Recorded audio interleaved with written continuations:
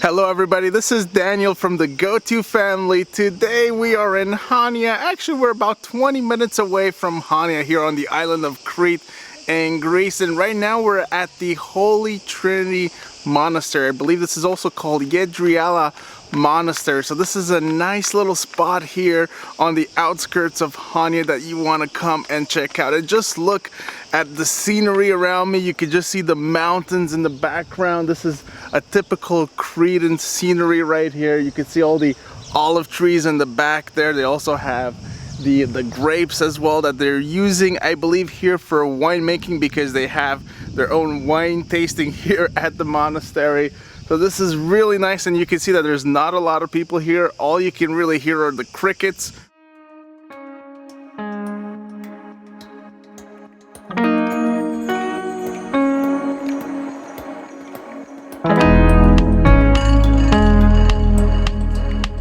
Oh wow guys, this is so nice, and it has this old rustic look to it, but it looks really nice and beautiful. Wow, just look at that.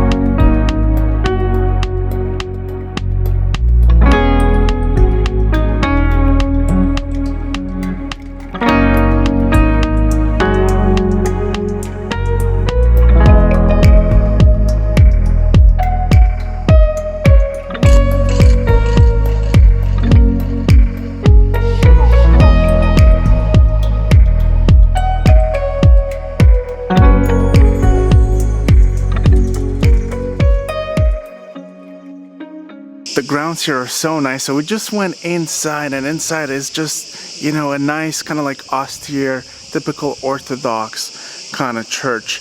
You can also light your candles at the entrance. I am really enjoying walking the grounds here. It's really beautiful. Now this church, or this monastery I should say, was built in the 17th century by a Venetian family of the Zangaroli family. So it was once a very, very wealthy monastery, very wealthy grounds around here. And even to this day, they still produce their own olive oil, their own wine, and you can actually taste their wine and their olive oil, and I believe even their raki. So they have a place where you can do that. Hey there. The kids are loving just walking the grounds here. It's really nice. So they also have this cool little museum here that you can go inside. You can see some old religious icons and, you know, like priest garbs and whatnot. But one of the coolest things to me is these old books that they have. They have some books dating from as far back as 1606. So that's really cool to see. They also have books written in Arabic and Greek. So it's really interesting to see. And they also have some cool oil on wood paintings as well, these religious paintings that kind of depict Judgment Day and very serious religious scenes. So you can go in and check that out, and then you can come back out here into the courtyard. I have to say, one of the cool things, one of the nice things about this place is that it's very photogenic. So you can come here and you can take a gazillion Instagram shots if you want, because there's just countless spots to take that perfect shot.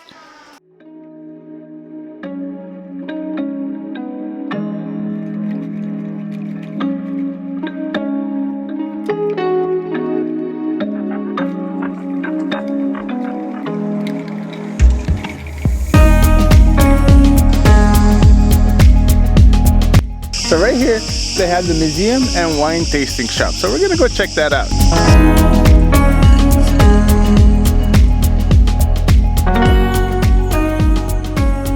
Whoa, and this place is pretty big. They have like the wines at the front, and then they have like all these old tools here. And I think this is their wine cellar that we're just about to see right over here.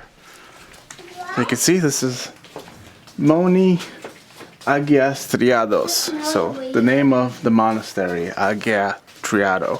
So unfortunately, no wine tasting because obviously the situation with the COVID. So we're just gonna buy some olive oil right here, but still a cool little experience, especially these old tools right there. Next up, we're gonna go to this place called the Manousakis Winery, a popular winery in the area here. We're gonna tour the winery. We're gonna have lunch over there. We have booked the place for 1 p.m. So that place is about 40 minutes away. We're just gonna get in the car and we're gonna see you guys once we're there.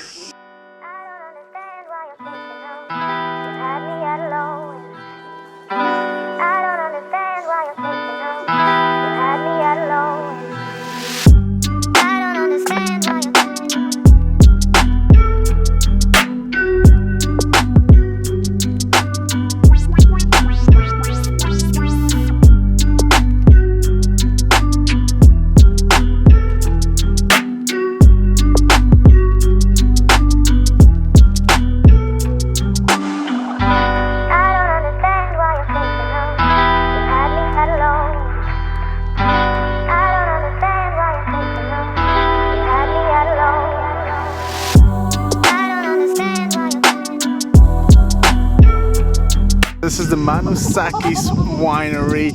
You can come here, you can do some wine tasting. They also have food. We made reservations. You can make reservations for different times during the day. So we made our reservations for 1. We got our little table right here under the shade. Just really nice in the Cretan countryside. And they make the Nostos wine, which is a really good wine. You're gonna find it at a lot of restaurants in the area. And you can get 2 different types of wine tasting. You can get either the 5 wines or you can get the 7.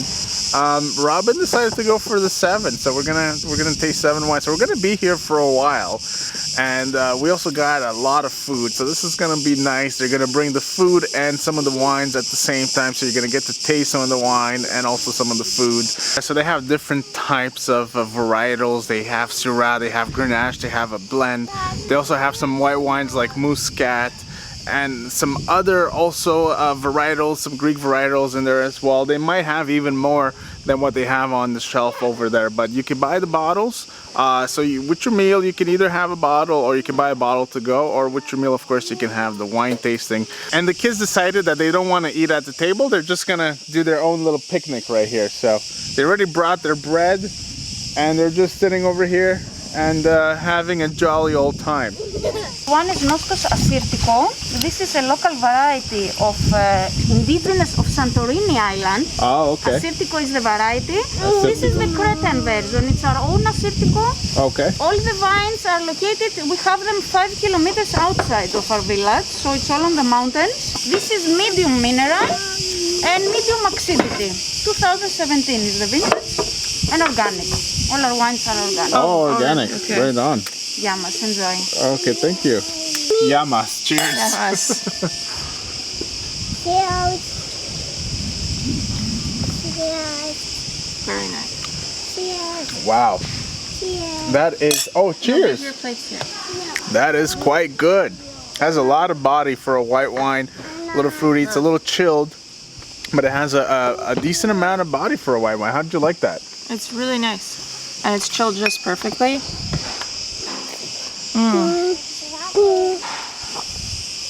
Nice way to start. And it's not too dry. It's kind of a little more fruity. It's not less too dry. That's right. Yeah. So we just got the Muscat. This is yeah, this is the second wine. Let's try that.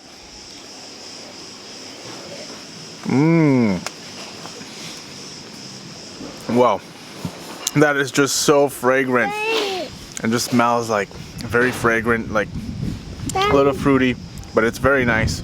It has a nice balance to it. I feel like it has less body than the first, but we also got this charcuterie plate here, which could go really well with this Muscat. You gotta put your shoes on. This is nice goat cheese.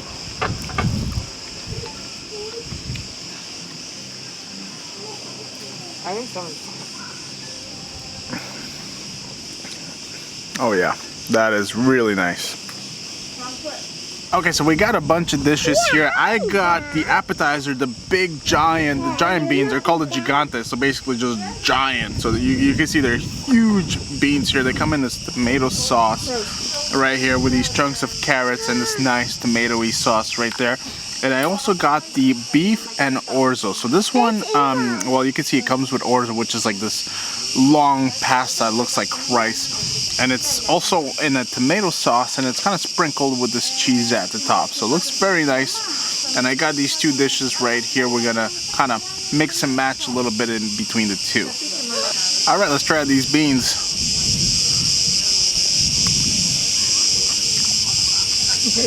Oh, that is so nice. The beans are huge and they just crumble in your mouth.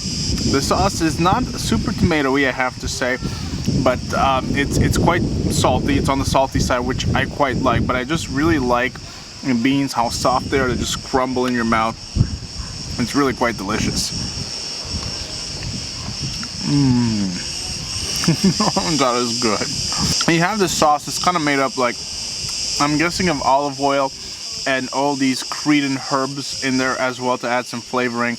You can definitely see the chunks of tomato in there as well. But the tomato doesn't overpower the dish by any means here.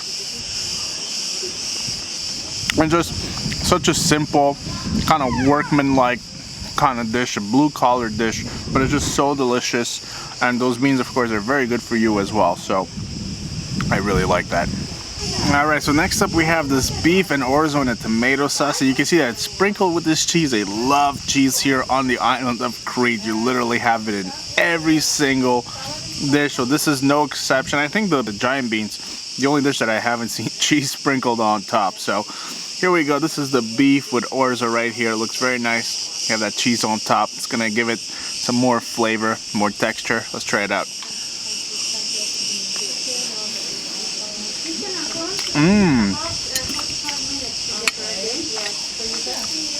Oh yeah, it's a nice smooth tomato sauce. It's simple yet fresh and very delicious. The beef is very tender. The orzo is also, you know, it's really good. Oh my god, okay, that's and I really like the cheese on the top right there.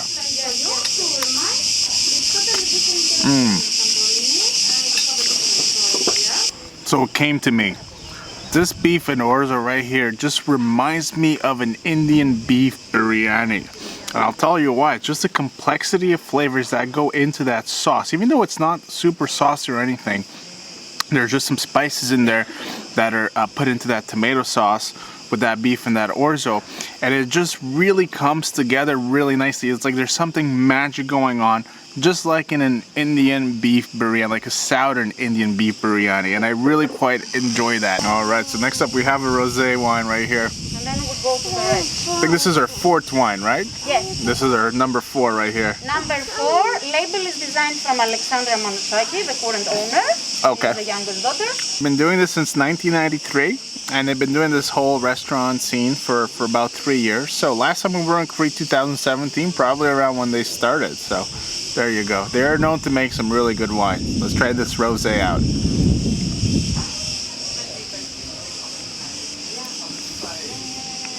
Ooh. Oh, that is very nice. It packs quite the punch. I'm not usually big on rosé, but this is really quite nice. It's like a white wine, but on steroids. It just packs a lot more punch.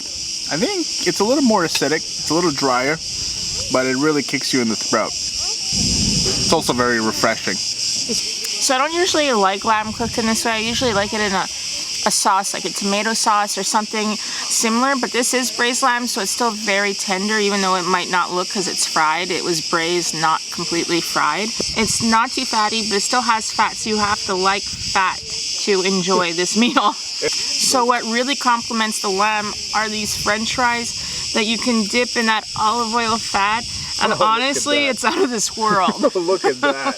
Look it's at just that like fat. It's oozing. It's like a mayo for the fries.